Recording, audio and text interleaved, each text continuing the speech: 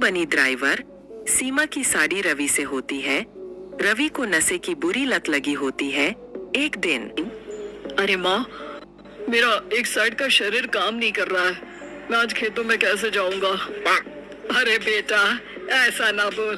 तेरे पापा के जाने के बाद से तू ही घर चलाने का सहारा है। मैं डॉक्टर को बुला लाती हूँ।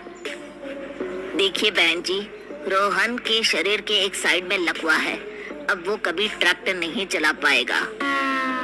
घर में मंहूसियत का माहौल हो जाता है। लीजिए माँ जी, रोटी खा लीजिए। अरे बेटा, मुझे तो भविष्य की चिंता हो रही है। मेरा एक ही बेटा है और वो भी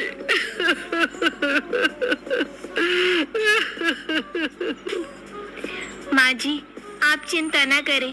जब तक ये बीमार है मैं खेत जाकर काम कर लिया करूँगी। वैसे भी नशे के कारण इनका शरीर काफी कमजोर हो गया है।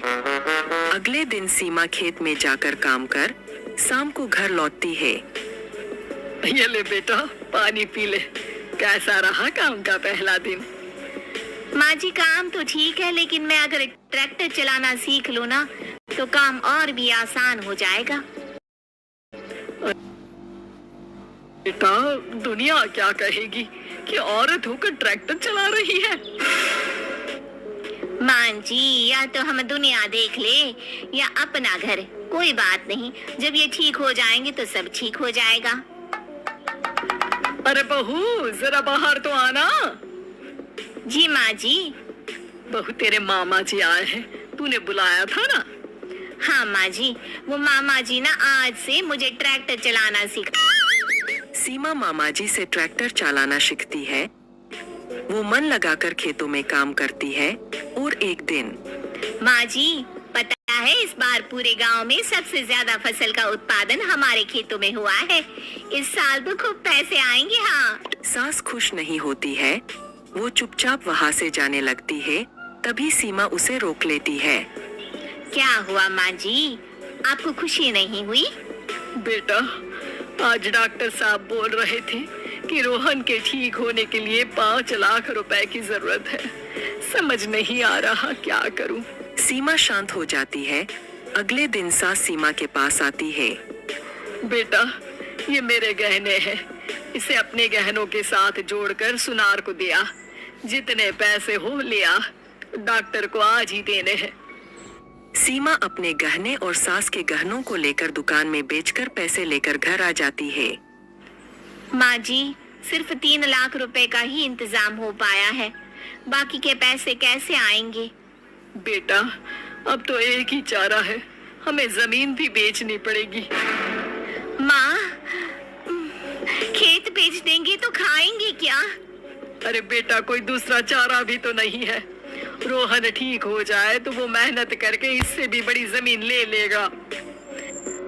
सास बहू मिलकर खेत भी बेच देते हैं। अब पूरे पैसे लेकर सास डॉक्टर के पास जाती है। डॉक्टर साहब, ये लीजिए सारे पैसे। बस किसी तरह मेरे बेटे को ठीक कर दीजिए। आपका बेटा ठीक तो हो जाएगा, लेकिन 6 महीने का समय लगेगा। सास बहू सोच में पड़ जाते हैं कि अब तो कोई जारिया भी नहीं रहा जहाँ से उन लोगों की कमाई हो। अब कमाएंगे नहीं तो खाएंगे क्या?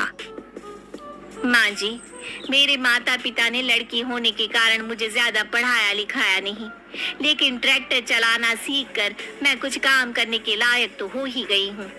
अरे बेटा, ट्रैक्टर अब कहाँ चलाएगी? खेत तो बिक गए हैं। माँ जी, मैं किसी और के खेतों में दिहाड़ी में काम कर लूंगी। कुछ तो पैसे आएंगे ही ना। कहकर सीमा काम करना स्टार्ट कर देती है। जैसे तैसे उन पैसों से गुजारा चल ही रहा था।